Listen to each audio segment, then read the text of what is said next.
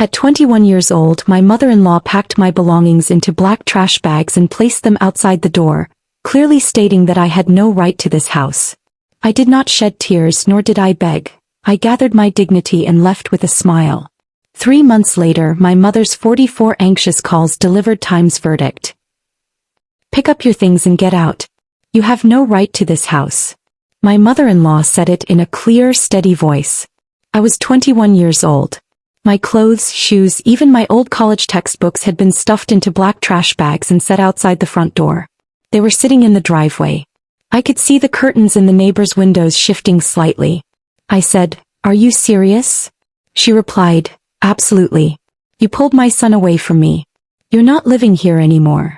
If you've ever had to choose your dignity over staying silent, stay with me." Subscribe to follow the rest of this story. You won't believe how it unfolds. My husband Adam was standing near the stairs. He was staring at the floor. I looked at him.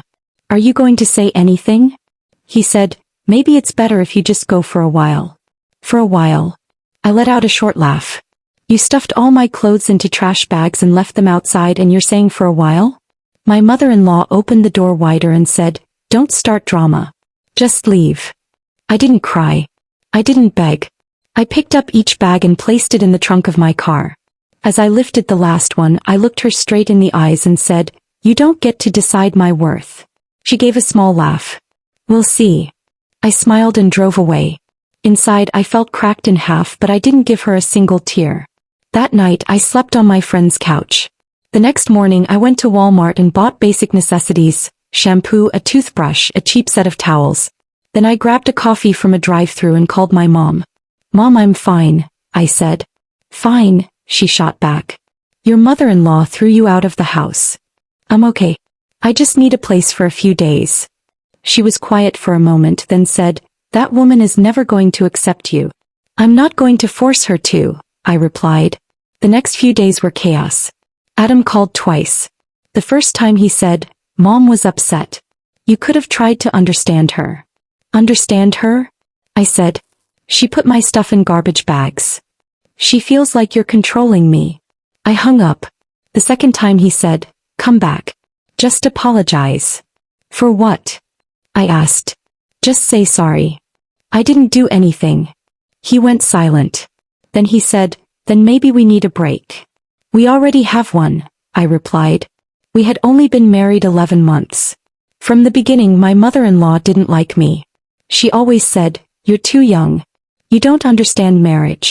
Once at the kitchen table she said, "You're lucky. My son is going to be a doctor."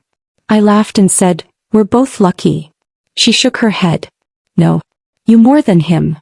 At the time I didn't recognize it as jealousy. I brushed it off. At dinners she would comment on what I ate. "You eat too many carbs." Or she'd say, "Adam doesn't like spicy food. Why would you cook that?" Adam would always shrug and say, "She doesn't mean it." But she meant it. One afternoon in the backyard she told me quietly, "You're not good enough for him." "Excuse me," I said. "He deserves better than you." I told Adam. He said, "Mom's just overprotective." She wasn't overprotective. She wanted control. The house was technically in her name. We were living in the basement to save money. I worked part-time and was finishing college. I had suggested several times, we should get our own apartment. Adam would say, "Mom's feelings will get hurt." The day she threw my belongings outside, everything made sense. It wasn't impulsive. It was planned. The following week I spoke to a lawyer. I had our marriage certificate, joint bank account statements, and text messages where his mother had sent me insulting comments. I told my mom, "I'm not going back." She said, "Good. You're strong." I applied for jobs.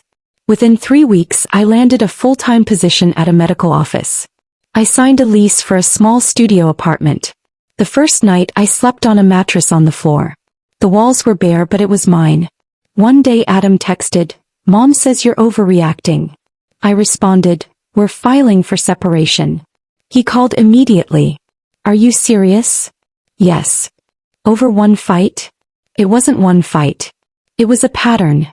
"You're choosing your ego over us," he said. "No. I'm choosing myself." 2 months passed. A court date was scheduled. Adam didn't fight much. Maybe he was tired. The divorce wasn't finalized yet, but legally we were separated. At the beginning of the 3rd month, my mom called while I was at the clinic. I didn't answer. Then she called again. And again. By lunch break I had 17 missed calls. I called her back. Mom, what's going on? She was breathing fast. Did you see the news? What news? Adam's mom. What? She had a heart attack. She's in the ICU. I was silent for a few seconds. Oh. Adam didn't call you? My mom asked. No. That evening Adam texted, Mom asking for you. I looked at the phone, set it down and did nothing. The next day my mom called 12 more times. Then the voicemails started. Please go for humanity's sake. She's asking for you. She said she's sorry. In total there were 44 calls over 3 days. I didn't go to the hospital. On the 4th day Adam came to my apartment. He knocked. I opened the door. She wants to see you, he said. Why? She said she made a mistake. I answered calmly, I made a mistake too. I ignored myself. I'm not doing that anymore. He sat down on my couch looking drained. She's scared. I was scared too, I said. When she threw my things outside. That was different. No, it wasn't. Silence filled the room. Then he said, if she dies. I cut him off. Don't put that on me. He stood up. I didn't think you'd be this cold. I'm not cold. I'm done. He left. 2 days later my mom called again. Her voice was softer. She survived. But the doctors say she needs to change her lifestyle. Good, I said. A week later I received a letter. It was in my mother-in-law's handwriting. I was wrong. I thought I was protecting my son. I see now I pushed him away. I pushed you away. I'm sorry. I folded the letter and placed it in a drawer. I didn't go to the hospital. I didn't go to accept her apology. I didn't respond. 6 months later the divorce was finalized. I took back my last name. I completed my degree. I was promoted at the medical office. I bought my first used car with cash. One day I ran into Adam at the grocery store. He looked tired. Mom talks about you sometimes, he said. I hope she's okay, I replied. She says she wishes she had treated you better. I wish that too, I said. He looked like he wanted to say more, but I turned my cart and said, take care, Adam. I walked into the parking lot. The sun was bright. I unlocked my car, placed the bags inside, and rested my hands on the steering wheel for a few seconds with my eyes closed. I didn't cry that day. I didn't beg. And 3 months later 44 anxious calls taught me that time delivers the final verdict. Today I stand on the balcony of my apartment with a cup of coffee. It's quiet. There are no trash bags. No insults. I held on to my dignity. And that was my greatest victory. If this story moved you or reminded you of your own strength, please take a moment to like and subscribe. Your support truly means more than you know and helps me continue sharing real, honest stories like this. Thank you for reading, for staying until the end, and for being part of this journey.